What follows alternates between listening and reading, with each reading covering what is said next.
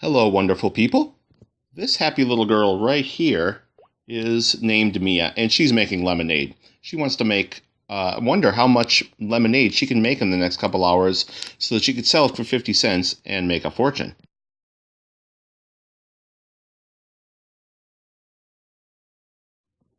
So Mia is busy squeezing lemons to make her lemonade.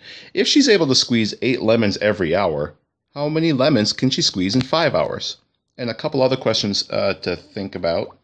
How could we use a graph to help us visualize this? And what is the rule that we will be working with? So I have a badly drawn T-chart over here, kind of an input-output table over on in this area of the screen. And one reason we use input-output tables like this is because it helps us organize our information. For this lemonade stand, I know that we are dealing with two variables. One of them is going to be the number of hours, the time that she spends working and squeezing those lemons, and the other one is how many lemons she's using. And we found out, whoops, that didn't fit.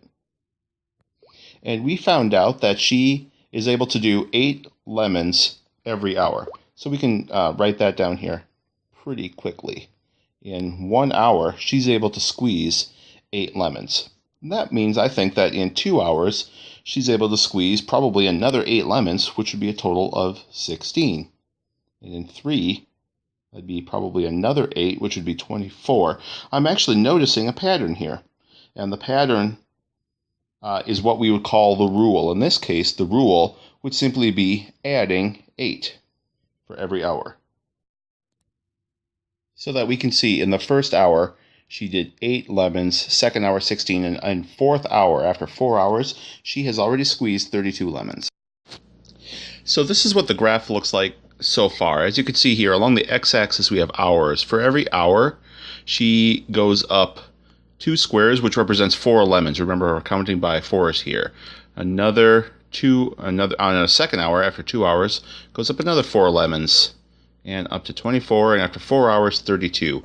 But the question that we want to know now, and this graph can help us, is how many lemons will she squeeze if her stand opens in 4 more hours? And this graph can help us with that. I'm going to switch to red here.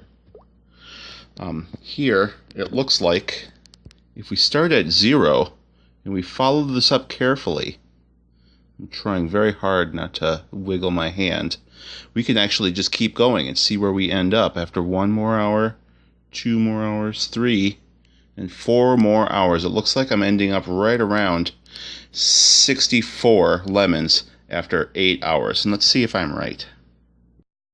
So the first thing we're going to do to see if we're right is look over at our T-chart, our input-output table over here. And it said that she is going to be opening the stand in another 4 hours, which means she has hour 5, hour 6, hour 7, and hour 8. 4 more hours to go. She already has 32 lemons squeezed.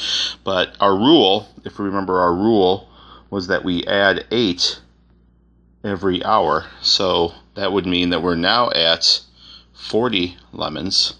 Plus 8 would be 48. And then 56. Remember, we're just multiplying by 8 here. And finally, it looks like we get to 64. I would then take this over to our graph over here, and at hour 5, it would be right around, right there, right where I put it, so very close to where I was. On hour 6, we'd be at 48, go up to 6, right there.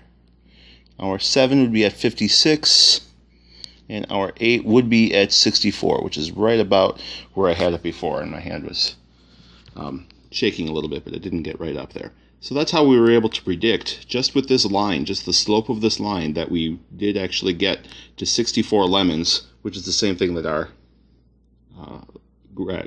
table showed us. So I hope you all have a wonderful day. Go ahead and make a comment about what you learned in this one and go on to the practice page. Have a great day.